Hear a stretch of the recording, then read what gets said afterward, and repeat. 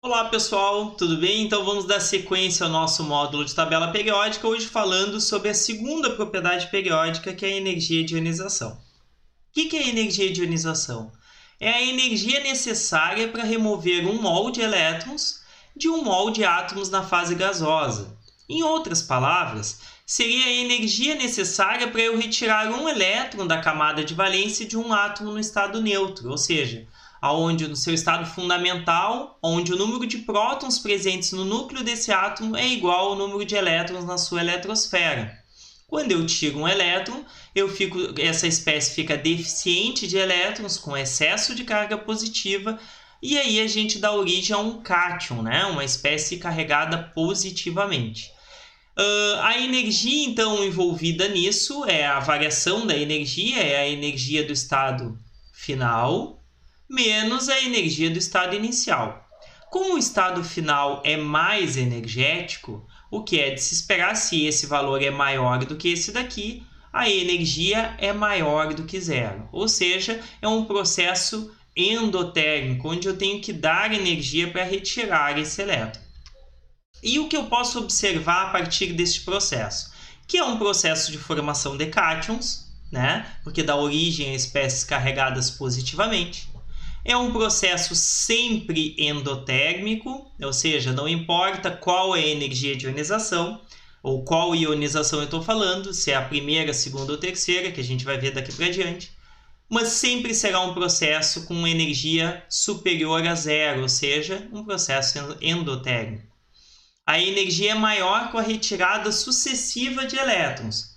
Então, eu tirei um elétron de uma espécie neutra e eu vou ter uma energia. Agora, para eu tirar um elétron dessa espécie que eu já tirei um elétron, essa espécie já é positiva, ela já é deficiente de elétrons. Então, o que vai acontecer? A carga de atração, a carga nuclear efetiva aumentou. Por quê? Porque eu tirei um elétron da camada de valência e essa espécie já está deficiente, então ela vai atrair os elétrons mais fortemente.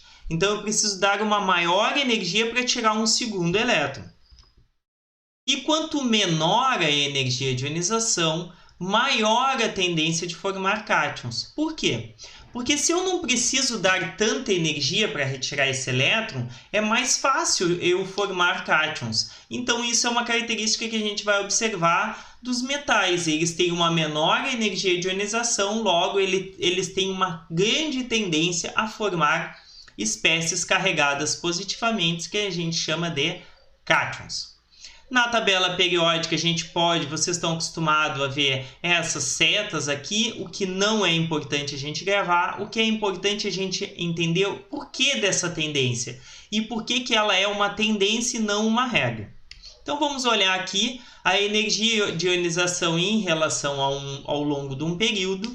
A gente pode observar que no mesmo período, os elétrons da camada de valência todos estão no mesmo nível. Nesse caso, no período 3, no terceiro período, todos os elétrons da camada de valência estão adicionados no terceiro nível. O que vai diferir entre o sódio e o magnésio? No caso do sódio, ele tem a mesma blindagem do que o magnésio, então, logo, S é fixo para os dois, levando em consideração que esse aqui não tem elétrons no mesmo nível, né? Então é só este elétron, então ele não tem nenhum efeito de blindagem no mesmo nível. Já nesse caso aqui, eu também tenho elétrons no mesmo nível e subnível. O que vai acontecer? O magnésio, por ter uma maior carga nuclear, se a blindagem é a mesma do que o sódio, então, se eu aumento a carga nuclear, eu aumento proporcionalmente a carga nuclear efetiva. Mas o que quer dizer isso? Quer dizer que se o magnésio tem uma maior carga nuclear efetiva, quer dizer que os elétrons são mais atraídos pelo núcleo, logo eu tenho que exercer mais força para tirar esse elétron do núcleo, né? Tirar do núcleo não, tirar da eletrosfera, mas atraído pelo núcleo. Então, o que vai acontecer? Ao longo de um mesmo período, eu tenho uma tendência a aumentar a carga nuclear efetiva logo aumento a energia de ionização. Então, o que a gente pode observar dessa tendência? Que quanto maior a carga nuclear efetiva, maior será a energia de ionização. Isso é uma tendência. A gente vai observar que da família 13 para 14, da 16 para 17, vai ser quebrado essa tendência, né? Mas existe uma explicação para isso, não é uma exceção à regra, porque isso daqui que eu falei para vocês não é uma regra, é uma tendência. E aí, quando eu for falar em uma família, se eu pegar a família 1, é lógico que eu tirar um elétron de um primeiro nível que está mais próximo do núcleo é mais difícil do que eu tirar um elétron que está no segundo nível, que por sua vez é mais difícil do que eu tirar no terceiro nível. Ou seja, conforme eu vou descendo na família, eu vou aumentando o número de níveis. Logo, esse elétron está mais distante do núcleo e é mais fácil tirar um elétron que está mais longe do núcleo, sente menor atração pelo núcleo, e é por isso que o frâncio tem uma menor energia de ionização do que o caso, por exemplo, o lítio. Se a gente for observar então aqui, a gente vai observar exatamente isso que eu falei, ó. O lítio tem uma maior energia de ionização do que o sódio, que tem uma maior do que o potássio, que é maior do que o rubídio, que é maior do que o césio. Então, conforme eu vou descendo na tabela periódica, eu vou aumentando o número de níveis e logo eu vou reduzindo a atração desses elétrons pelo núcleo e é mais fácil eu tirar esse elétron, ou seja, a energia de ionização diminui nesse sentido. Como também aumenta nesse sentido, por quê? Porque aumenta a carga nuclear efetiva. E o que a gente vai observando, ó, conforme eu vou descendo do hidrogênio para o lítio, para o sódio, para o potássio, para o rubídio, eu vou tendo uma redução em energia. E também eu vou aumentando em energia no mesmo período. Então, essas linhas, ó, aqui é o primeiro período, segundo período, terceiro período, quarto, quinto, sexto e sétimo. Então, eu vou aumentando a energia ao longo do período, mas entre os períodos eu também vou ter uma redução da energia de ionização. Mas eu quero chamar a atenção para vocês uma outra questão. Eu disse que aqui existe uma tendência, mas que não é uma regra. Por quê? Vamos olhar aqui, ó. Vai aumentando nesse sentido. Lítio, 519. Elétron volts, né? A unidade. Berílio, 900. Tranquilo, aumentou. Boro, 799. Ou seja, houve uma redução. Mas eu não disse que a tendência aumenta para cá? Vamos pular o boro. Carbono, 1090, ó, houve um aumento. Nitrogênio, 1400, houve um aumento. Nitrogênio, 1300, oxigênio, 1300, ou seja, uma redução. Depois, flúor, 1600 e 2000. Então, existe uma tendência, mas é quebrada na família 16 e 13. Por que isso? Justamente, ó, a gente pode observar até esse ombrinho aqui, ó, justamente nos gráficos. E por que existe isso? Justamente por um fenômeno chamado simetria de orbitais. Então, se eu fizer a distribuição de todos os elementos aqui do segundo período. Então, ó, lítio com 3, 1s2, 2s1, berílio com 4, 1s2, 2s2 e assim por diante. O que vai acontecer? Ó? O elétron, a diferença do lítio para o berílio é um elétron no orbital s. Então, aqui, 1s1, 1s2. Tranquilo. A distância desses orbitais em relação ao núcleo é praticamente a mesma. A diferença é que esse aqui tem uma maior carga nuclear efetiva e o que a gente observa é um aumento de energia. Ó, 519 para 900, tranquilo. Agora, para o boro, o próximo elétron que entra num orbital P do mesmo nível. A gente deveria esperar um aumento na energia, mas por que houve uma redução? Porque este orbital, né, ele tem mais 2 e são chamados de orbitais degenerados, ou seja, que eles têm uma energia igual. Eles são iguais em energia. No momento que eu boto um elétron nesse e esses 2 aqui ficam vazios, eu quebro a simetria dos orbitais. E isso energeticamente não é favorável. O que acontece? O boro, ao ele perder esse elétron, ele assume novamente uma simetria. Os 3 orbitais p permanecem degenerados. Então, por isso que a primeira energia de ionização do boro é menor do que a do berílio. Porque se ele perder esse elétron, ele assume um estado de simetria dos orbitais. Já no caso do carbono, não tem isso, porque se ele perder esse elétron, ele ainda vai ter um elétron que está quebrando a simetria. Então, para ele, a primeira energia de ionização vai ser maior, e é o que a gente observa, ó, 1090, comparado com o boro, muito maior. Por quê?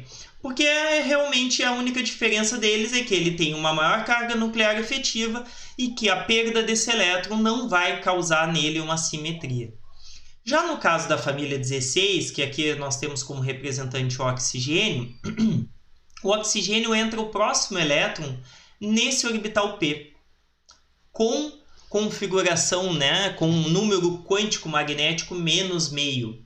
O que quer dizer isso daqui? A mesma coisa que o boro.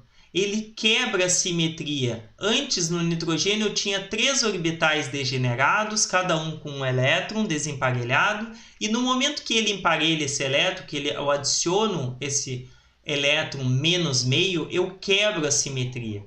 Então, no momento que o oxigênio doa esse elétron, ele perde esse elétron, ele assume um estado, né, mais energeticamente favorável por causa da simetria. Agora, o que a gente não pode observar e que a gente não pode tirar uma conclusão precipitada nesse caso é dizer que o oxigênio tem tendência a doar esse elétron. Não. Eu estou comparando ele com o nitrogênio. Ambos não têm tendência a doar elétrons. Mas, entre o nitrogênio e o oxigênio tem maior tendência. Né? Entre os dois, maior tendência, ou menor energia, né, é necessário para eu retirar, porque se eu retirar, ele assume um estado de maior simetria dos orbitais. O que é interessante é que isso não ocorre apenas na família 13 e na família 16, ocorre em vários momentos da tabela periódica. Aqui no bloco D, né, dos metais de transição, o magnésio e o ferro.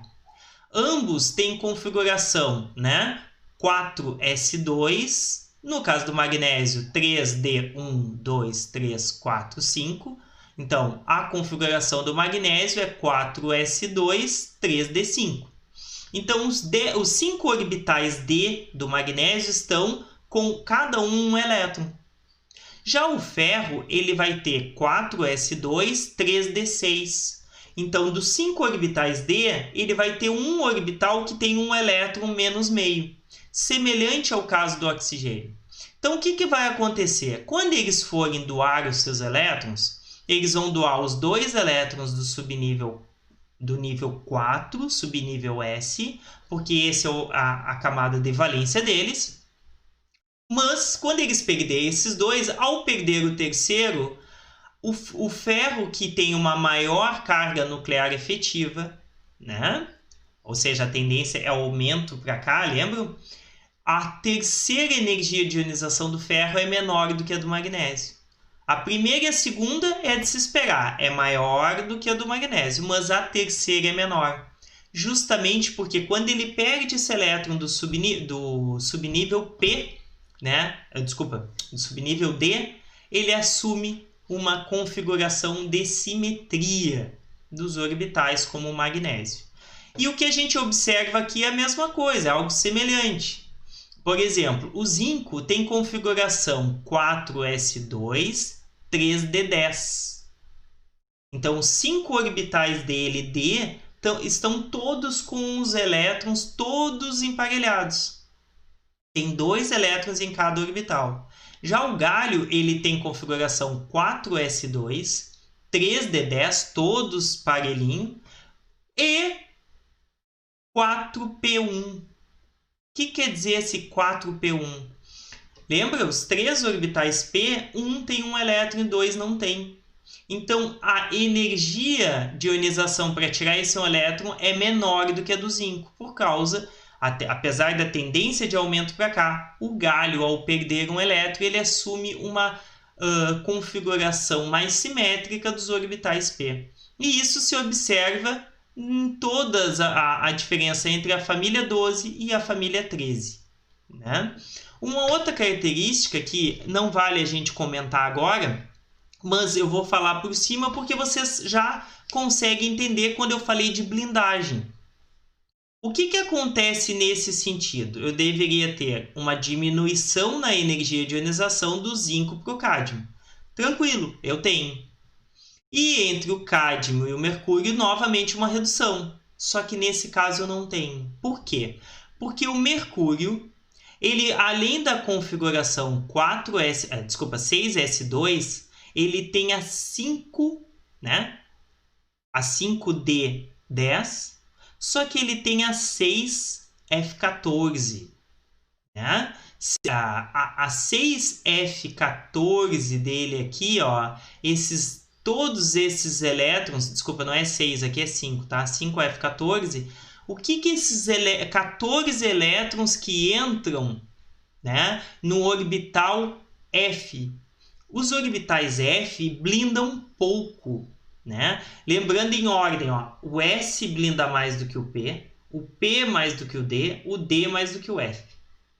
Se ele tem todos os elétrons, ele entrou 14 elétrons, a diferença do cádmio para ele são 14 elétrons, além dos outros aqui, claro, né, do outro nível, são esses 14 elétrons.